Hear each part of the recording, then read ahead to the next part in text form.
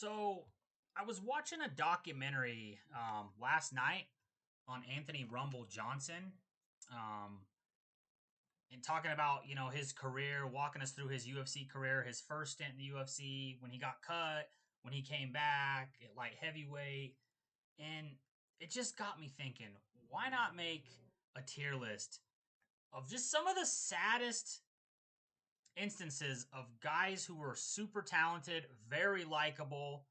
We loved watching them fight, that never won a UFC title. So that's what I'm making here. Super fan favorite guys who were super skilled, who were right there in the top five, top three for years, but just never won a title. All right. Now, some of these are going to be a little bit less sad. Some of them, it's going to be like, fuck, why didn't that guy ever win a title? That breaks my heart. Because, dude, some of these they break my heart a little bit, man. Some of them break my heart a little bit. So let's get started here. First guy I got here, Jared Cannonier. Now, Jared Cannonier, dude, I like the guy. He's a model of he's like a role model, dude, of just perfect health. He's a stand-up guy. He's a good, humble dude.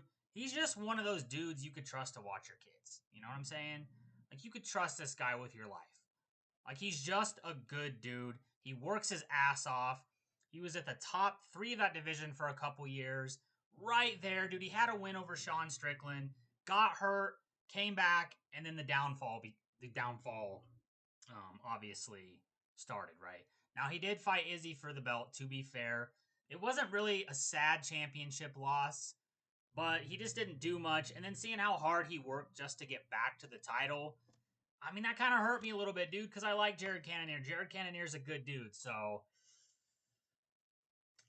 I'm going to put this one I'm going to put it in B tier, because it's sad, dude. I wanted him to at least get another crack at it. It didn't happen. After he fought Izzy, beat Sean Strickland, beat Marvin Vettori back-to-back, and then just went on he fell off a cliff after that, right?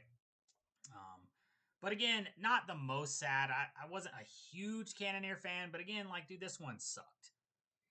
Next one, Alexander Gustafsson. Now, you remember the first John Jones fight, super close, controversial. Good chance he deserved to win that fight. Beat John Jones up, cut him, took him down multiple times. He was another one, dude. He was so fucking good in his prime. He was in the top five for years. Had a couple rocky. After he fought John Jones, he had a kind of little bit of an up and down. Like, he got knocked out by Anthony Rumble Johnson. But most guys he was putting away. Like Glover Teixeira, killed Glover Teixeira, was still right there. Finally got another crack at Jones years later and just got completely smoked. Gustafsson, I'm also going to probably put that. I'll put that in the B tier because it's like, I look back at Gus's career and how well he did. And it's not really a case of like, God damn it, if John Jones wouldn't have been there, this guy, if only John Jones and DC wouldn't have been there, it would have been fine, right? So yeah, Gus, good spot for B tier for Gus. Rory McDonald. I think a lot of people don't know who the hell Rory McDonald is. Rory McDonald was out of TriStar with GSP. They had a kind of similar thing going on between GSP. He was the champ at the time, and Rory McDonald. Rory McDonald was top five for years, was smoking everybody. Lost his debut to Condit, and then just went on an absolute tear. George was a champ, and they had this whole pact of, oh, I'm never going to fight Rory. Rory, I'm never going to fight GSP. And, dude, this guy waited so long for his shot at the belt. George finally steps away after the Hendricks fight. I think it was like a year or so later. He finally gets a crack at the title against Ruthless Robbie Lawler. Probably recognize that fight. That's one of the best title fights in MMA history. One of the most bloody, violent fights ever. Robbie Lawler's lip was split open. Fucking probably half an inch, man. It was bad. It was a brutal war. Rory hurt him, I think, in like the second round. Almost had him out of there. Robbie came back in the third and put him away. I think he might have broken his orbital bone. I think he broke Rory's orbital bone. And I just remember watching this fight, and it was the Buffalo Wild Wings with my boys. We were so excited Rory was going to be the next up. After, George had finally stepped away, kind of semi-retired. It was his time, his belt to win, and he got fucking stopped by Robbie Lawler in round 3. That one was kind of brutal, dude. Knowing how good Rory McDonald was, he didn't have much of a personality. He was very robotic, though. Not the most likable guy, but you just could respect the work ethic and just how much he dominated in the welterweight division for so long. I mean, this guy made Tyron Woodley look like a fucking child. He smoked Tyron Woodley. A lot of people don't remember that fight. Absolutely just styled on the feet on Tyron Woodley. Dude, I'm going to put this one in the A tier. Honestly, like, following Rory McDonald's career, knowing how long he had waited to finally become champ, and then he gets stopped in like round 3 in a brutal back and forth war. How good of a story that would have been if he would have won that fight against Robbie Lawler. It was a brutal one, man. So yeah, I'm gonna put him in the A tier. Justin Gaethje. Dude, honestly, like, I'm a Gaethje fan, but like I never was like too emotionally attached to his career, right? He got the first shot against Khabib, was actually chewing up the legs, but like that was a fight where he couldn't be the good guy. Khabib had just lost his dad due to COVID. It was the pandemic. Was doing really good in round 1, and then Khabib just took over and eventually submitted him with a triangle choke round 2. Second fight goes up against Charles Oliveira. Hurts Charles Oliveira early. Won't fall him to the ground. Pretty consistent story with Charles's career. Gets dropped early, gets hurt, wobbled. They won't fall him to the ground. They give him a chance to get back up. And then Charles submits him, right? Knocks him down, gets his back, submits him with a rear naked choke. Dude, I'm going to put Justin Gaethje in the C tier. It just never made me that sad when he lost the title, right? Because Khabib, it's like, dude, you just wanted to see Khabib do it for his dad, right? Who had just passed away, who had taught him everything he knows. He was his coach. Abdul Manap was a good coach for so many people, especially his son Khabib. And then the Charles fight, it was like, Charles is a very likable guy too, so I think Justin Gaethje can go in the C tier. Dustin the Diamond Poirier. Kind of a very similar career to Justin Gaethje. Fought Khabib.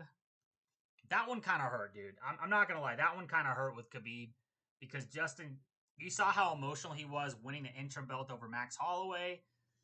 Dude, it was like you thought, hey, maybe, just maybe he can get it. Maybe Dustin Poirier can get it, right? And he goes in there and gets submitted with ease by Khabib. Second fight with Charles Oliveira. Again, he was winning. Got submitted with a rear naked choke, I think round 2 or 3. That one didn't hurt as much as the Khabib one. I'm going to go off the Khabib one, and I'm going to put that in A tier, dude. Like, I wanted Dustin to win it so bad. Like if you were an early Dustin fight fan, like, you probably watched the Fightville documentary before he was even in the UFC when this guy was fighting in fucking tents, bro. In local fucking tents out in the fucking dirt. Like big old, like, circus-looking tents. To come that far, he got knocked out by Conor. He had a bit of an up and down career. Finally got his shit together. Won the interim title over Max Holloway, who was one of the top pound-for-pound guys in the UFC.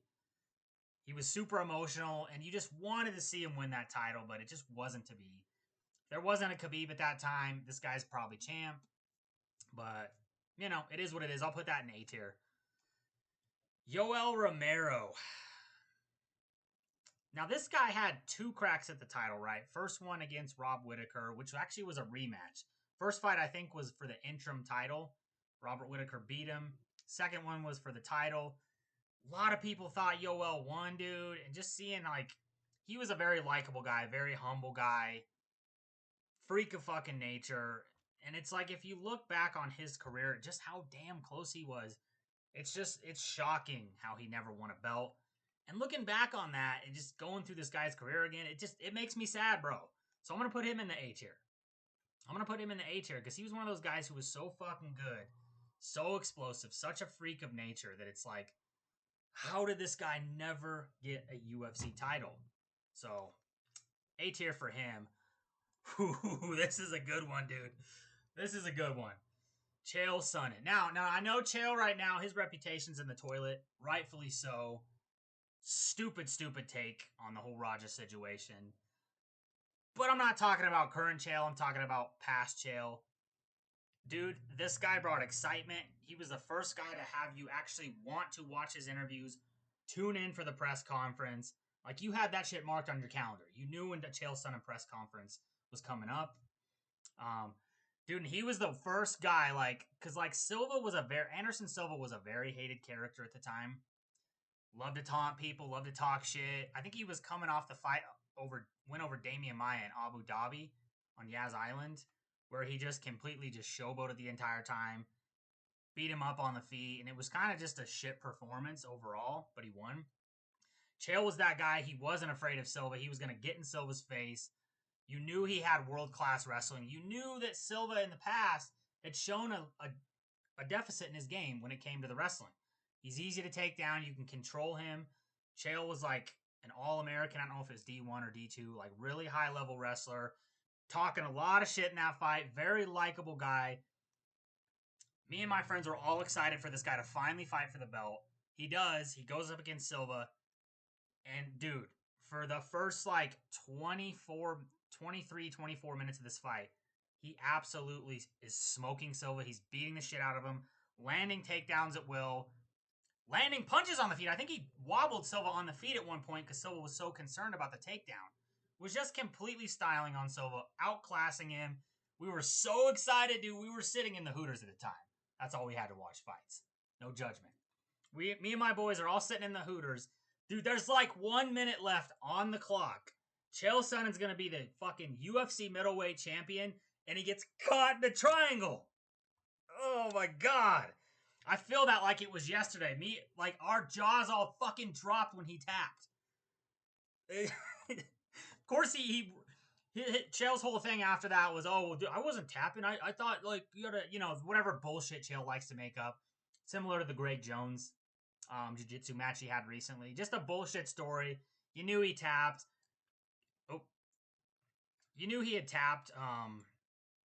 And, dude, there was 1 minute left, and he was this close to being the champion. This close to being the champion, man. Like, it was Chael's time, and he fucking blew it. He blew it. I'm putting that S tier, dude. That was so painful to see, because I hated Anderson Silva back then. I respected his skills. I respected how he just styled on people, taunted them, demeaned them in the cage. But Chael Sonnen was supposed to be the guy, bro. All that shit talk to see him back it up would have been legendary, and he blew it. So that one is S tier for sure. Shane Carwin. Dude, I'm going to put Shane Carwin in S tier too. Again, I was watching this fight live with my boys in the Hooters. Brock Lesnar, another hateable character. I hated Brock Lesnar. I hate how much shit he talked. He was an asshole. Brock Lesnar was an asshole. This was supposed to be the guy to beat him. He had the size. He had the wrestling. Goes out there against Brock. He was humble. He was likable. Goes out against Brock. Stuffs all Brock's takedowns in the first round. Is beating the absolute shit. And he's from Colorado. I'm from Colorado. This was our guy, bro. This was our heavyweight champ. He was interim champ. Finally got a chance to unify it against Brock. Beats Brock's ass in the first round. Stuffs his takedowns. We're sitting here celebrating. We're clapping like it's already won. Brock somehow makes it out. And this is Brock post-diverticulitis. After he had the major stomach issues. So he probably wasn't 100% in that fight, but I didn't give a shit. Shane was just absolutely smashing him with fucking sledgehammers on the feet.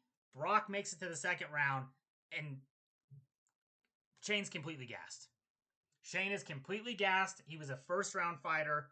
Brock shoots in, gets an easy takedown, passes the guard within like 30 seconds, and submits Shane Carwin with an arm triangle. Again, that was a jaw-dropping moment for us. We're all sitting there, and we're just like, what the fuck just happened, dude? What just happened? Our Colorado boy just fucking lost. That was brutal, dude. I wanted Brock to lose, but it just wasn't in the cards, man. Now, everybody else has some in common. They've all fought for titles except for Tony Ferguson. But, dude, how do you not fight? How do you not put Tony Ferguson on this list? I'm trying to think of where to put him in this tier list now. Again, like, the downfall of this guy is legendary. This guy was on like a 12-fight win streak. Was supposed to fight Khabib like 3 fucking times, dude. Once was for the title. I really wanted to see that fight, dude. I really wanted to see it. I loved his style. I loved how much shit he talked. The whole Tiramisu Tuesday was fucking legendary trash talk. I mean, this guy just couldn't stay healthy, man. He just couldn't stay healthy. We'll always be left with what if with Tony Ferguson. What would have happened if he had that unorthodox style against Khabib? What would have happened? Nasty elbows, unorthodox style, really good jiu-jitsu. What would have happened? We'll always be left with that what if with Tony Ferguson. He couldn't stay healthy. Fight got canceled, or Khabib couldn't stay healthy, or Tony was tripping in his glasses over a cable and completely blowing his knee out, tearing his ACL. It's always going to be a what if with this guy, man. So, where do I put Ferguson? I'll put him top of the A tier. Top of the A tier. It's not quite S tier. It wasn't because he never fought for the Unified World Championship. So I got to put him in the A tier. But again, this one was like, damn, dude. Because like it just took too long, and his style, you knew it wasn't going to last. You knew taking that much damage in fights just wasn't going to last long term. You just wanted to see him have a chance to get in there versus Khabib, potentially win a belt, right? Wasn't in the cards. Took too long. Injuries. Came back against Gaethje during the pandemic and just got changed, bro, forever. Like Gaethje just, with the amount of damage he took, dude, that was a straw that broke the camel's back. A guy like Gaethje is gonna hurt you. Tony was pretty weathered at that point, and he broke Tony. He broke Tony's career. He destroyed Tony's career, and that was it. All right, last guy here, Anthony Rumble Johnson, R.I.P. Man. I was watching the documentary on him last night, and it made me sad, bro. It made me sad. Like, this guy, like, so early in his career, he was welterweight, which still blows my mind, dude. One of the hugest welterweights of all time. I think he cut like 50, 60 pounds just to get down to welterweight. Had mixed results, right? Got submitted by Koscheck, or Vitor was at middleweight. Had an up and down career. Missed weight at welterweight multiple times. Missed weight at middleweight when they moved him up. Got kicked from the UFC. Worked his way up. Had a heavyweight fight on the regional scene. Had a few light heavyweight fights on the regional scene. Comes back for his second stint in the UFC as a light heavyweight. And, dude, like that, the rest is kind of history there, right? Beats Phil Davis in his debut. Absolutely smokes Phil Davis, who was like fourth in the world at the time, dominant D1 wrestler, was on the cusp of a title shot. Anthony Rumble Johnson just smoked that guy. And then obviously through the rest of his career, was scheduled to fight John Jones at one point. John Jones got in trouble. Enter DC, bro. Enter DC, the man preventing this guy from ever being a champion. Dude, this guy was so good. He was so good. He had the power of God in his hands. Probably one of the hardest hitting guys of all time in the UFC. Call this guy the light heavyweight Francis. Like, this guy hit people, they broke. Like, guys would think they were tough and try to stand in the pocket with this guy. Nobody stood in the pocket with Anthony Rumble Johnson. You know, so he loses the DC. Fucking drops DC in the first round. Ends up getting caught in the third round with a rear naked choke. The wrestling of DC was just too much. Works his ass off. Works his way back to a title shot like 4 years later. And 3-4 years later, something like that. Does pretty good in the first round. Until he starts trying to grapple DC. Gets caught in the same exact rear naked choke. Round 2. And it just hurts, bro, because he was such a humble, nice guy, bro. Real well-spoken dude. Humble guy. Very likable guy. And just, like, super entertaining to watch, bro. Like, Rumble was just different. The Rumble era was different. And just seeing him come back and how good he was in his return to the UFC. Dude, if there was no Jones, if there was no DC, this guy would have probably been a dominant champion with multiple title defenses. Who outside of DC is beating this guy? This guy destroyed Alexander Gustafsson, destroyed Glover Teixeira. I mean, dude, Anthony Johnson's got a crazy resume. Destroyed Phil Davis. Again, man, it's just like in an alternate universe, there's no DC, and this guy is a dominant champion. It just wasn't meant to be. Retires after the second loss to DC for the title at 33. Comes back at like 37, has one fight in Bellator. Of course, he dominates. Because who's going to stop this guy outside the UFC? Was scheduled to enter the Bellator Grand Prix, but had to pull out. Nobody knew this guy was dealing with, I think it was non-Hodgkin's lymphoma. I think that's what his manager Ali Abdelaziz said, and he passed shortly thereafter, like a year. I think it was like a year after he had won that Bellator fight. He disappeared off social media, passed away. Dude, he's got to be S tier, man. Like, I gotta put Anthony Rumble Johnson in the S tier. Great dude. Major what if with the like not only just like if DC wasn't there, like how dominant this guy would have been as a champ, but also like retiring at 33, and then obviously he died. Like, there's just so many questions. Like, if this guy was still here, what his career would have ended like. I mean, because he had a hell of a resume in the time we had Rumble here fighting in the UFC and in MMA. But yeah, dude, looking back at that, it just made me sad because he was so damn good, and it's just sad that he never became a champion, man. So about 10 guys on this list. Honestly, like, it was a brain dump for me. I can't think of any more guys. If you can think of any more guys that should have been added to this list, drop it in the comments. If you like the video, like, subscribe. Yeah. Till next time. See ya.